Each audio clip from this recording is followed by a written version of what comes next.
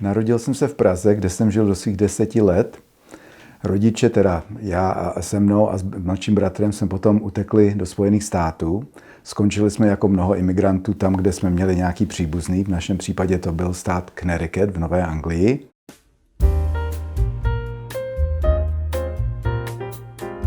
Tam jsem taky vystudoval, potom jsem dál pokračoval na vysokou školu v Bostonu, mezinárodní práva, vztahy a velký zájem jsem vždycky měl o dějepis, historii a soustředil jsem se na, samozřejmě z toho, že pocházím odsud, z Prahy, tak jsem se soustředil na východní, střední a východní Evropu. Jazyky taky byly pro mě velmi důležité, protože jsem vlastně vyrostl s dvouma najednou, angličtina všude venku, čeština doma.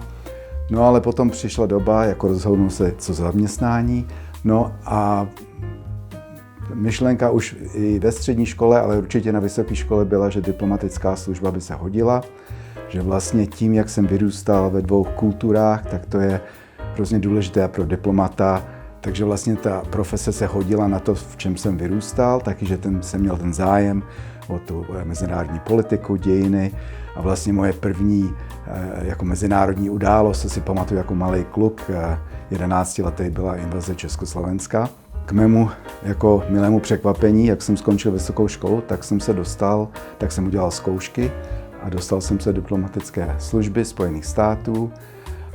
Měl jsem na výběr několik, tam je takových 5 odvětví, no ale protože jsem věděl, že jako gay to možná bude komplikované, nastoupit v některých těch odvětvích, které jsou z bezpečnostního hlediska citlivější, tak jsem si vybral ten tisk a kulturu.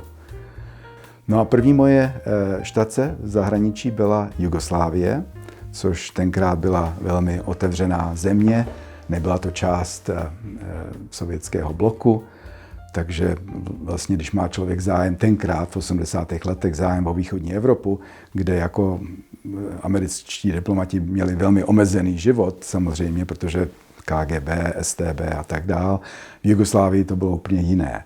To bylo skoro jako západ, takže jsem měl štěstí.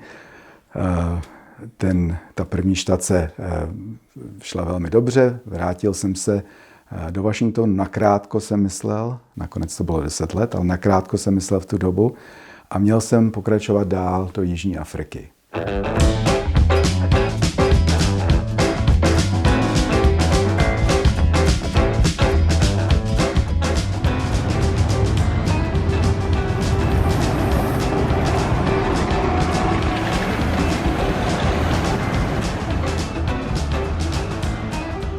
Já jsem cítil už, než jsem vůbec začal s tou přihláškou na tu diplomatickou službu, že to možná bude problematický. Proto jsem si vybral tu jako nejméně citlivou část toho ministerstva, kde jsem si myslel, že to nebude tak problematický. Taky jsem naivně myslel, že už jsou 80. léta, takže přece jenom ta atmosféra se trochu ulehčila v této otázce. To samozřejmě nakonec nebyla pravda. Až teprve, když jsem skončil v té Jugoslávii a skončil jsem ve Washingtonu na krátkou dobu na trénink na tu Afriku, Jižní Afriku, Kapské město. A najednou jsem dostal pozvání na rozhovor s naším jako bezpečnostním oddílem. Jako jenom pro zajímavost, ten výslech 9hodinový, který vlastně byl základ celého toho procesu proti mně nakonec, protože žádný jiný důkazy proti mně neměli, ty bezpečnostní oddíl na tom ministerstvu, bylo 21. srpna 1984, takže špatný rok kvůli známému románu a taky špatný den kvůli tomu, co se stalo tady v Československu ten den. No a tam začal ten problém. To najednou co měla být rutinní, taková jako, jak dopadl vaše práce v té Jugoslávii, najednou se z toho protáhlo 9 hodin výslech. A klasický jako 2 agenti, jeden byl ze CIA, to jsem samozřejmě tenkrát nevěděl, a jeden byl z toho ministerstva, jeden takovej hodnej, jeden zlej, no hráli si se mnou. Hned od začátku řekli, že nepotřebuju žádného advokáta, což byla samozřejmě velká chyba na mé straně, protože ten advokát, kdyby tam byl, tak to by pomohlo. A v tom momentu jsem cítil nebezpečí. Jsem cítil, že prostě tady se něco stane. A v tom momentu taky jsem si vzpomněl, že před několika lety, když jsem byl na té vysoké škole, tak jsem měl interview ze CIA Ne, že jsem tam chtěl nějak pracovat, ale protože jsem věděl, že ta diplomatická služba, ten proces se do toho dostat trvá hrozně dlouho, tak jsem si myslel, že by to bylo jako dobrý na nějakou dobu mít aspoň nějaký zaměstnání.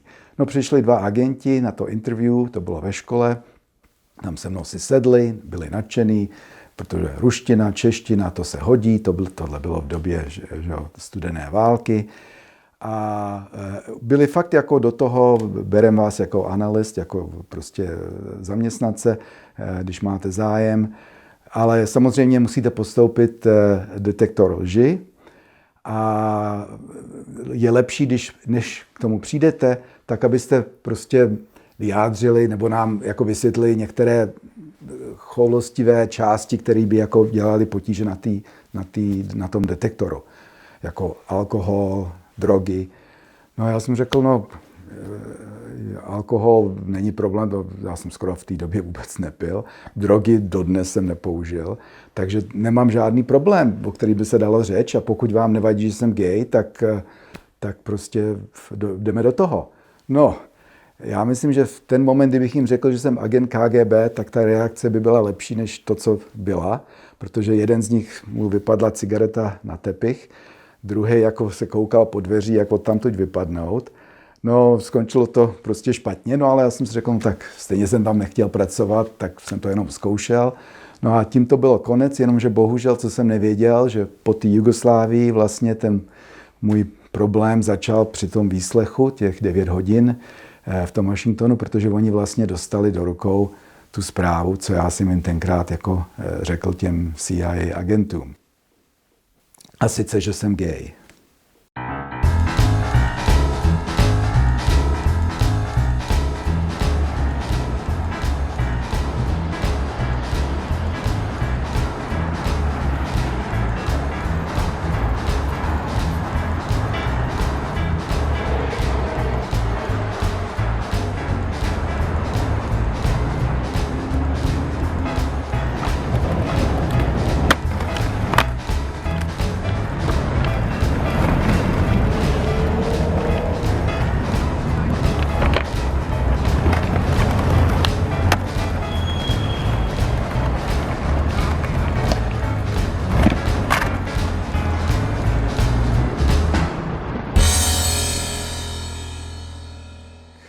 Protože jsem jako chtěl jako jim dát najevo, že to není problém, že nemůžu být nějak vydíraný, takže by to nemělo být z bezpečnostního jako hlediska problém, že jsem gay, tak jsem jim to teda jako svobodně řekl, podepsal jsem to, no a tím začal 10letý proces, soud.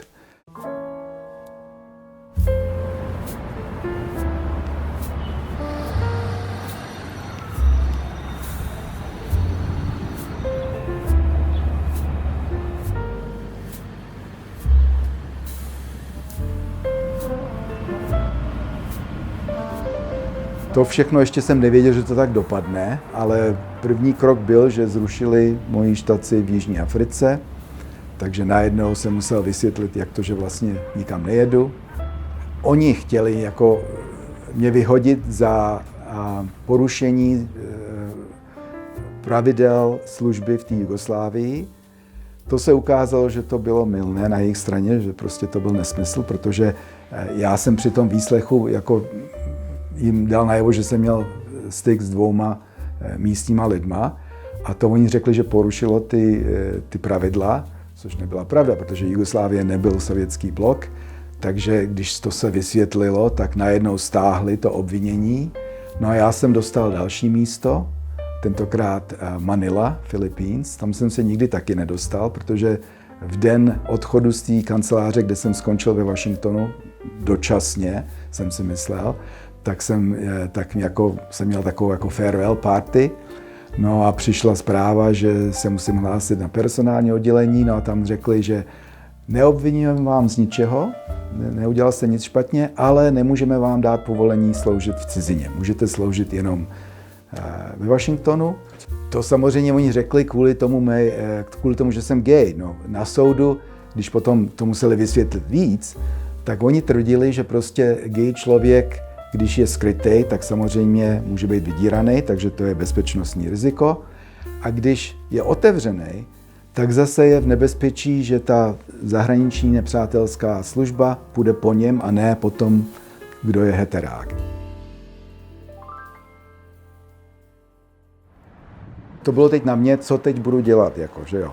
A samozřejmě někteří mě radili, že hele, nech toho všechno, jdi na, já nevím, právnickou fakultu, najdi si jinou kariéru, nech to bejt. No ale to jsem nechtěl. Já jsem se na to soustředil leta, studie, rodiče utratili Mailand na to a jako nechat to bejt jenom kvůli tomu, že někomu se nelíbí, že jsem gay, to teda jako neberu. A taky jsem měl pocit, že my jsme vlastně utekli pro nějaké jako důvody, tak přece neutečeme do Ameriky, aby nám nějaký big brother, velký bratr říkal, co můžu nebo nemůžu. Takže to mě jako naštvalo dost na to, abych jako se začal jako bránit. Protože teď to jako bylo na mě, abych jako řekl, tohle nepřijímám. Vy mě nemůžete takhle vyhodit a já jako se prostě někde ztratím tady a nechám toho. To tak nebude.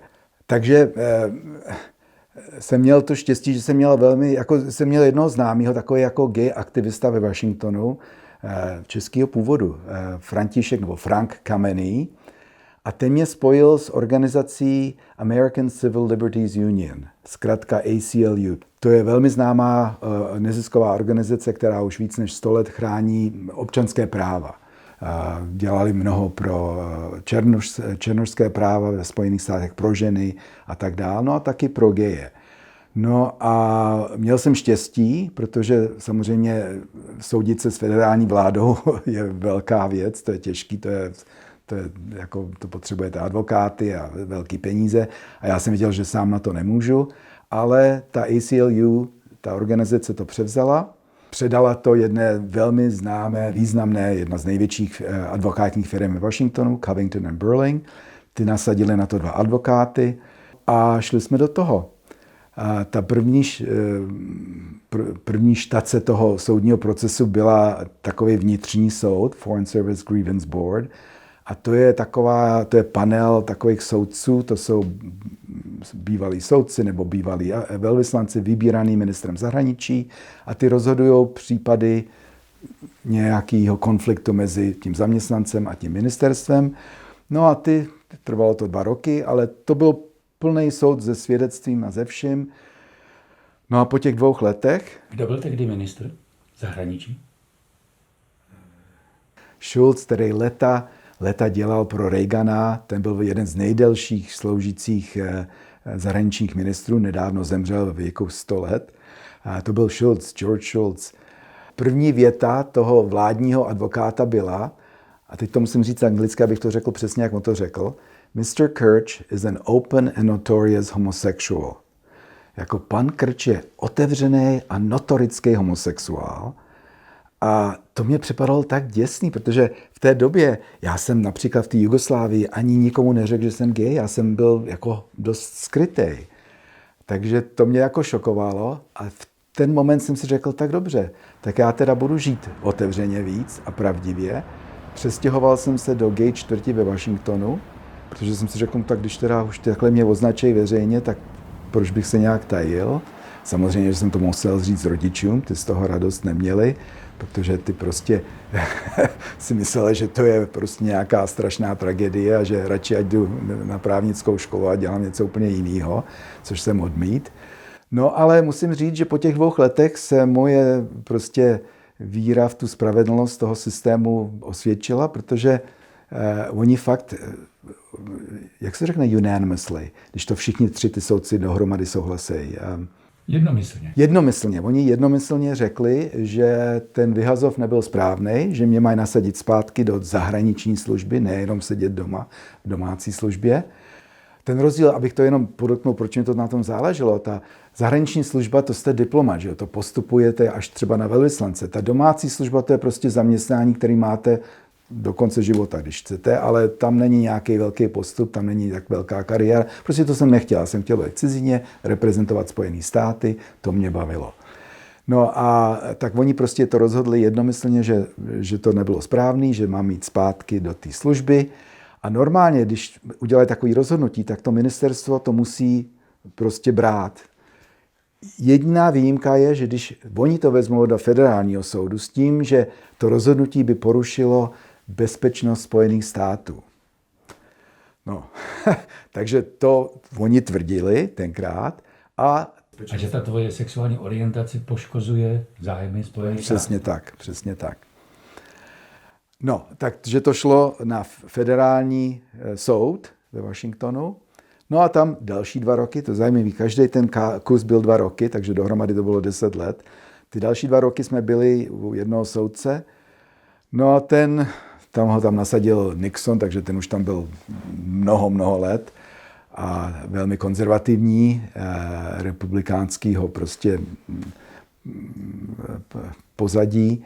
No a ten po 2 letech prostě řekl, že to, co udělali, je v pořádku, že s tím nevidí žádný problém a prostě to vyhodil. No a teď to bylo na nás, aby jsme se odvolali. My jsme se odvolali na ten nejvyšší, a to je takový appellate court. Appellate to je jako odvolací soud. To je taky ve Washingtonu blízko Kapitolu. To je vlastně jako nejvyšší soud v zemi pod tím nejvyšším soudem, pod tím Supreme Court. K tomu taky dojdeme. No a tam jsme teda strávili 2 roky a měl jsem velký štěstí, protože ty 3 soudci, vždycky byli 3. Teda ne, v tom prvním federálním to byl jenom 1 soudce, ale v tom appellate, v tom odvolacím to byly 3. A měli jsme štěstí, protože jsme dostali v tom panelu těch 3, 2, který tam byli od Cartera, prezident Carter, a 1 od Reagana. No to bohužel hraje roli, protože soudci mají, že jo, svoje politické, neměli by to mít, ale mají. No a prostě jsme to vyhráli, že to byli 2 proti 1 a oni řekli, že prostě ten to špatně rozhodl, ten nižší soud, a tak to vrátili na ohodnocení znovu. Že to porušilo prostě ústavu.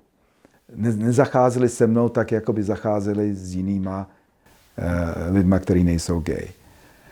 No tak to šlo zpátky. To samozřejmě, když to šlo zpátky, tak to byl ten stejný soudce, který neměl radost s tím, že ho takhle plácli, prostě ho takhle urazili, jakože prostě nesouhlasili s ním a že to dali najevo dost silně. Takže jako radost neměl, no a seděl na tom další 2 roky, bohužel. A nakonec prostě rozhodl úplně stejně. To víte, oni jsou doživotní, nikdo je nemůže vyhodit, takže si dělají, co chtějí. Mají svobodu, to chápu, že jo. No a tak zase to bylo na nás se odvolat na ten odvolací soud. No ale tentokrát bohužel jsme ztratili jednoho toho soudce od toho prezidenta Cartera a nabili jsme druhýho od prezidenta Reagana. Takže oproti spousta lidem nejsem velký fanoušek toho prezidenta. Takže jsme měli 2 proti 1 soudkyně a tentokrát to šlo opačně. My jsme teď se museli odvolat na ten nejvyšší soud a ten oproti jiným soudům, který musí brát soudy, když prostě jim to přijde, tak s tím musí něco jako řešit, nejvyšší soud si může vybírat, protože ty dostávají stovky takovýchhle prostě případů a ty si vyberou, tohle nás nezajímá, nebo tohle třeba řešit nebudeme ještě, nebo nemusíme. Prostě si vybírají, no a bohužel ten můj případ si nevybrali. No a tím vlastně stálo to poslední rozhodnutí a to bylo bohužel negativní, kde prostě ten, co to napsal, ten jak se řekne, judgment, nebo ten rozsudek, ten prostě řekl, že to, že jsem gay, že s tím nemělo vůbec nic společného, což jako samozřejmě bylo úplný nesmysl. A proti tomu se velmi ostře postavila ta jedna, jako toho prezidenta Cartera, soudkyně, napsala jako velký protest důkladný, to potom hrálo taky roli pozitivní, ale to jsem nevěděl ještě. Právě řekla, že to je nesmysl, myslím, že nepoužila tak silné slovo, ale prostě to odmítla a řekla, no samozřejmě, že se k němu nechovali tak, jako kdyby nebyl gay. A ten celý problém váznul v tom, že prostě ta otázka gayů tenkrát ještě nebyla na úrovni jako otázka černochů nebo žen nebo třeba židů. Takže kdyby oni jako takhle se chovali k někomu, kdo je černý nebo kdo je žid nebo žena, tak samozřejmě ten soud by řekl, my to můžeme prohlídnout. To jako tam něco není správného. Jenomže když to byla otázka gayů, tak ten soud řekl, no, tam jako do toho nevidíme, ta bezpečnostní složky, ty musí dobře vědět, co dělají a jestli ten člověk, že je gay, že je problém nebo není problém, to nemůžeme soudit. Takže oni prostě si umyli ruce od toho a řekli, to ať rozhodujou ty bezpečnostní složky, i když samozřejmě, kdyby ty bezpečnostní složky vyhodili takhle žida nebo ženskou nebo černocha, tak by si ten soud samozřejmě řekl, to ne, to teda jako zastavíme. No ale gejové v 80. letech takhle to nebylo viděný ještě, no.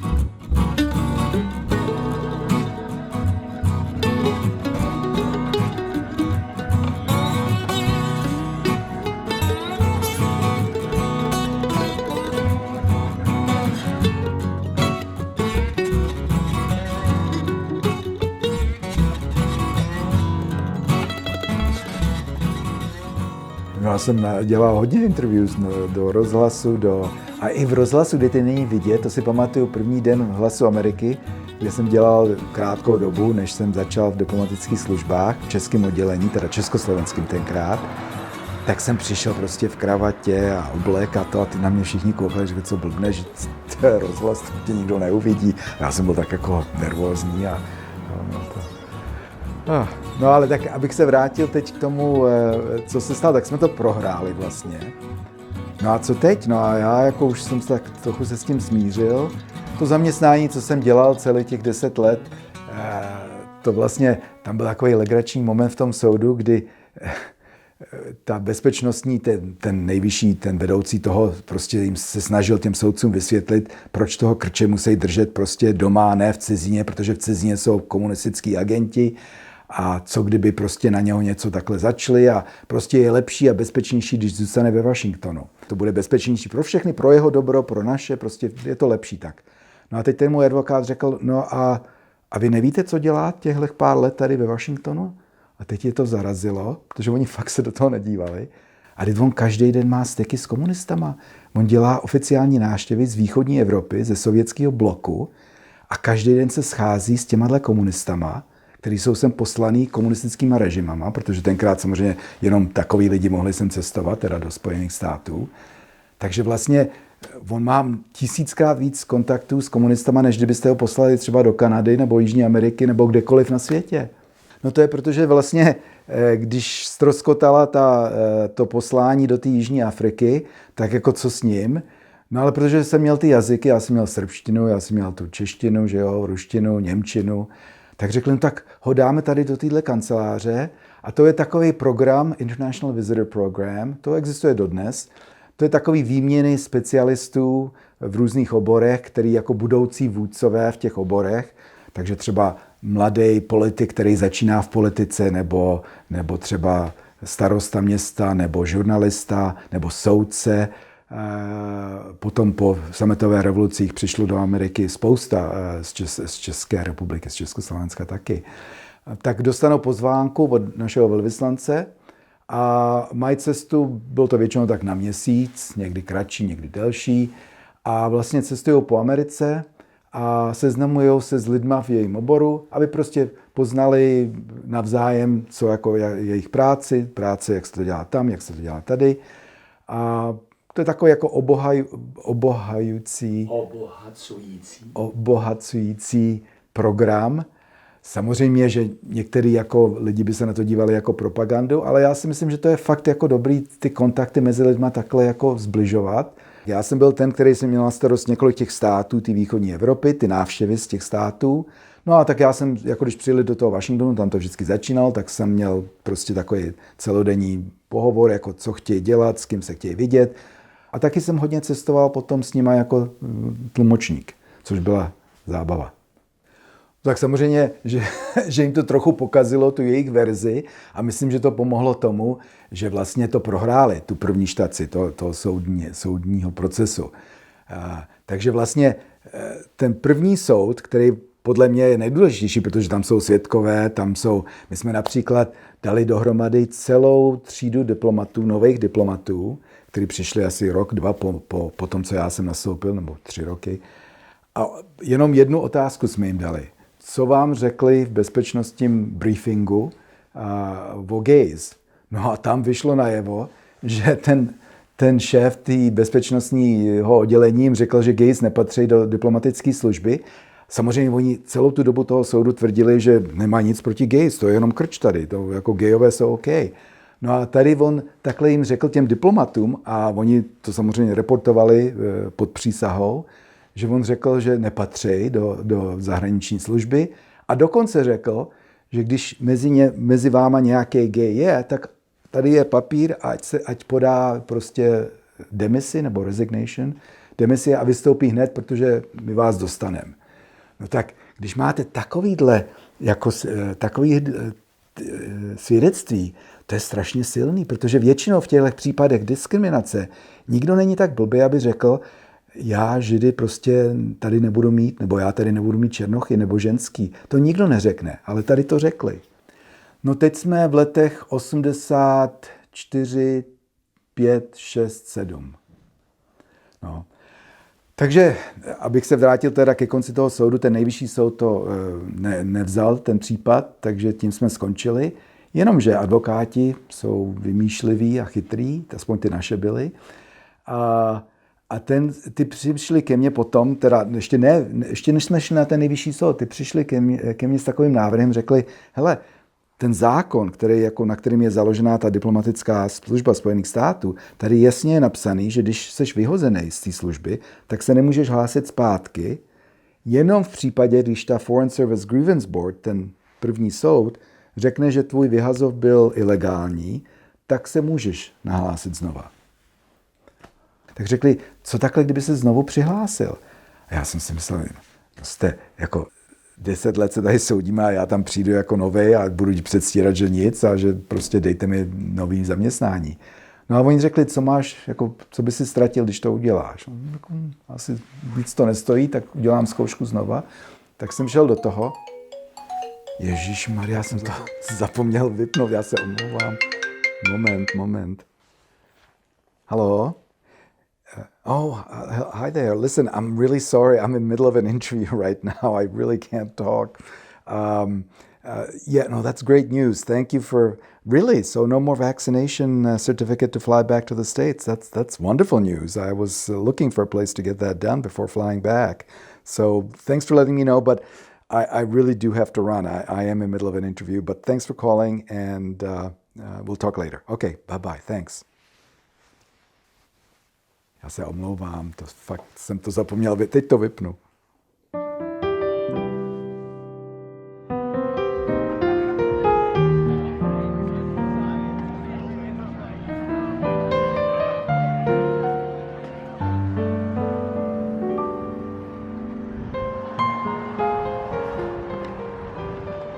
Mně nic nezbývalo, než teda to zkusit. Měl jsem trochu strach, protože po tolika letech, co když tu zkoušku neudělám, že jo? To by byla trochu ostuda. Jako část té zkoušky je samozřejmě nejdřív písemná, potom celodenní ústní a musíš napsat takový jako candidate statement, to je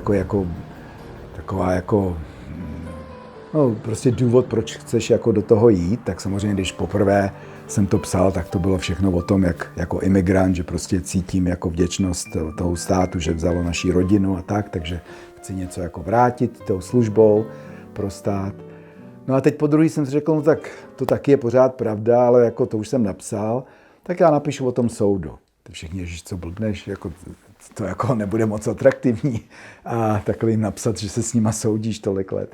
Já jsem řekl, proč ne, protože to stejně na to přijdou, to není tajemství. Dokonce jsem byl jeden z spoluzakladatel organizace na ministerstvu gayů and lesbiček, GLIFA, Gays and Lesbians in Foreign Affairs Agencies, která teď slaví 30 let výročí, to bylo v roce 92. Prostě jsem byl úplně otevřený, napsal jsem o tom soudu, protože oni řekli, že můžu psát o čemkoliv, že jo. No a teď jdu na tu zkoušku jsem udělal, byl jsem jediný kandidát ten den, kdo to udělal z těch, já nevím, kolik nás tam bylo. Tak si mě jako, a oni, když dělají ty zkoušky, tak vlastně nevidí, kdo jste. Jestli jste syn senátora, nebo jestli jste bezdomovec, to nevědí. Ale když to uděláte, když tu zkoušku uděláte, tak si vás zavolají a stáhnout ty informace o vás, to dostanou, ty detaily. Tak to udělali v mém případě, no a to jsem viděl, že když mě tam zavolali, už to měli před sebou, tak byli trochu v šoku. A jako, sice mě gratulovali, ale jako řekli, no, ale jako řekli fajn, tak jdete dál, to znamená, musíte podstoupit zdravotní prohlídku, no a hlavně musíte udělat tu security clearance, tu bezpečnostní prohlídku. Jako. No a tím začal proces, tak to trvalo další skoro rok a půl, 2 roky. A to bylo teda krajně nepříjemný, tam byly momenty jako prostě několikrát si mě zavolali, teď chtěli vědět jako víc, jako kolikrát jste měl pohlavní styky s těma 2 Jugoslávcema, co jste se přiznal tenkrát před lety, jako co to má jako za smysl, proč to musíte vědět, ani si to nepamatuju po tolika letech. No a bylo to takový nepříjemný, ale pořád to jako protahovali, takže moje kandidatura prostě nikam nešla. No a nakonec to dopadlo tak špatně, že si zavolali někoho prostě z FBI, tam měli nějaký jistě spojky. A najednou jednoho dne, když jsem byl v kanceláři, jako v práci, přišli 4 agenti z FBI, že prostě mám mít okamžitě omezený přístup k věcím, které jsou classified, které jsou jako, který prostě mají to tajný. No a že prostě přišlo najevo, že dokumenty, které oni mají z Prahy, a po sametové revoluci samozřejmě dostali nebo měli přístup k ním, že jsou tam určitý nedostatky, jako nevyrovnanosti z toho, co jsem jako reportoval, když jsem sloužil v Bělehradě na ambasádě americké a co česká ambasáda reportovala do Prahy. Já jsem řekl, tak nějaký STB agent v Bělehradě psal Bůh ví co o mně, protože samozřejmě jsem mi tam potkal, že jo. A s takovým jménem jako moje, že jsem mluvil česky, tak jako to nebylo těžké pro ně jako se dozvědět, kdo jsem, odkud jsem a tak dál. A já jsem tam jako poznal jednoho diplomata českého a samozřejmě, jak jsem tenkrát musel dělat s diplomatama ze sovětského bloku, jsem to reportoval těm našim, no a všechno, co jako prošlo, jsem vždycky hlásil zpátky, přesně tak, no. No a oni řekli, že jsou tam takové nevyrovnanosti, no a že to je problém a tak.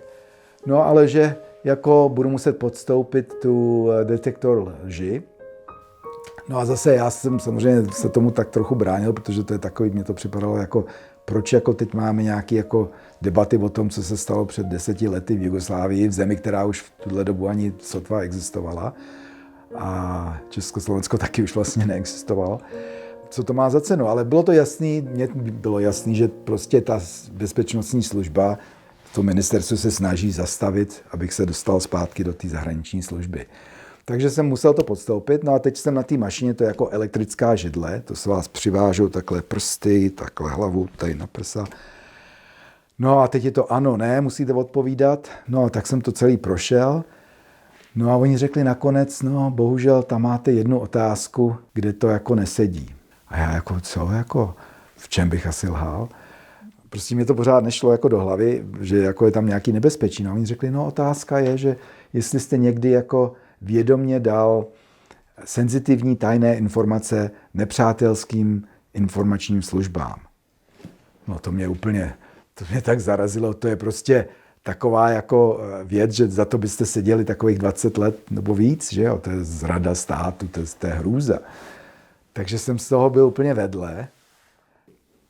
Teď jako co dál, jako to je šílený. Tak vlastně jsem řekl tak dost, tak jako já jsem s váma spolupracoval celý ty leta, nešel jsem nic na veřejnosti, všechno jsem se snažil jako vyřešit takhle jako přátelsky, přesně tak. Ale je vidět, že prostě co vy děláte je svinstvo a že jdu prostě k novinám. Tak jsem si pořídil interview na Washington Post, to jsou ty hlavní jako noviny ve Washingtonu. Zavolal jsem taky na kongresmena a tam jsem udělal stížnost. No a teď najednou, ale ještě musím říct, že se stala jako důležitá věc politická, totiž byly volby a byl zvolený prezident Clinton. No a najednou v ministerstvu bylo nařízeno ministerstvu zahraničí, ještě než vlastně nastoupil Clinton, že tam budou změny, že budou chtít změny a jedna změna byla skončit prostě diskriminaci proti gayům. Protože Clinton to změnil vlastně v celé federální vládě, ale bohužel, když s tím začal v armádě, teda v Pentagonu, tak tam i demokratští senátoři, Sam Nunn si pamatuju velmi dobře, a ještě jiní prostě se postavili proti tomu a řekli, že tam to nejde, že to je prostě speciální služba, že tam to tak nejde změnit. No a tam potom prostě se udělal takový nešťastný kompromis, kterýmu se říkalo don't ask, don't tell, neptej se a neříkej, je nesmysl, protože vlastně to žádalo ty chudáky vojáky, aby lhali nebo předstírali a kryli. No ale to bohužel vydrželo až do doby prezidenta Obamy, který se toho zbavil 2011, myslím. Takže byla velká změna kvůli této otázce konečně v roce 92-93. V 93 samozřejmě nastoupil prezident Clinton do Bílého domu. No a najednou mě zavolali znovu na ten detektor lží.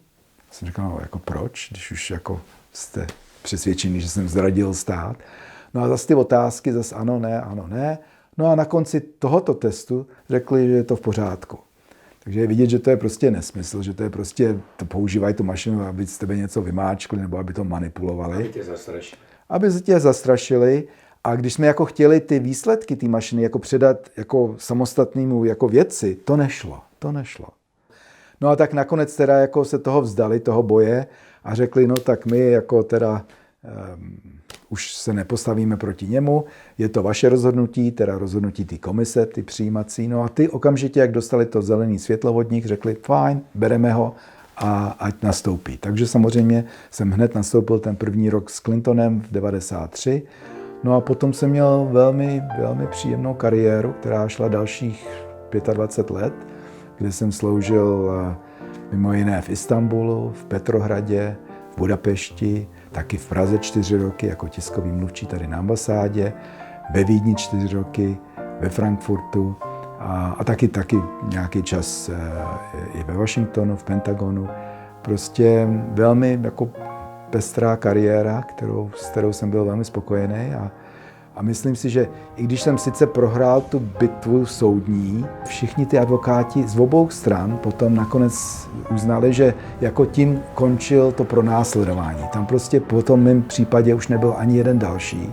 Na papíře vyhráli tu poslední jako část toho soudu, tak to bylo tak zdlouhavý a přece jenom to stálo velký peníze a spoustu advokátů v tom bylo, zvlášť na té vládní straně.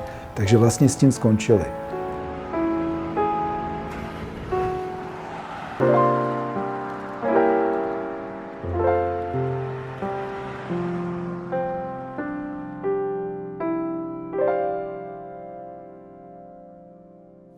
Tak si myslím, že nakonec vlastně, i když jsme prohráli tu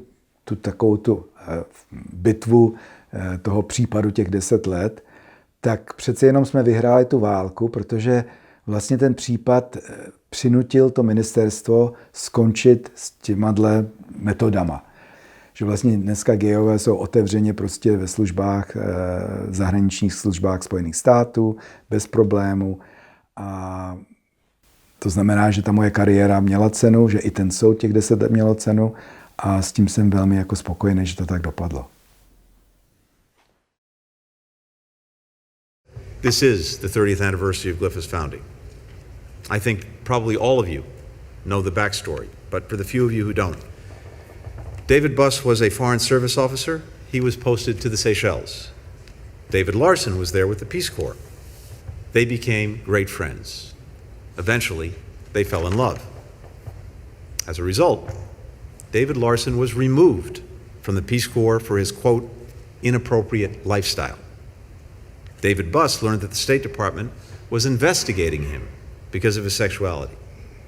He also learned that other people at State and USAID were going through the same ordeal. So, the two Davids invited some of their colleagues over for brunch one weekend, back in 1992. They included Brian Dalton, Danny Hall, Jan Kirch, Eric Nelson, John Snyder. That's how Glypha was born. This story reminds us that powerful moments are often rooted in necessity, but also in love, in friendship, and sometimes brunch.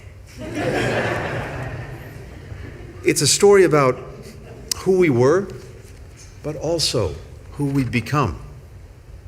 And I just want to thank everyone who has courageously carried forward that legacy, the legacy that Glyphis founders began all those years ago. We will continue to march together. Thank you very much.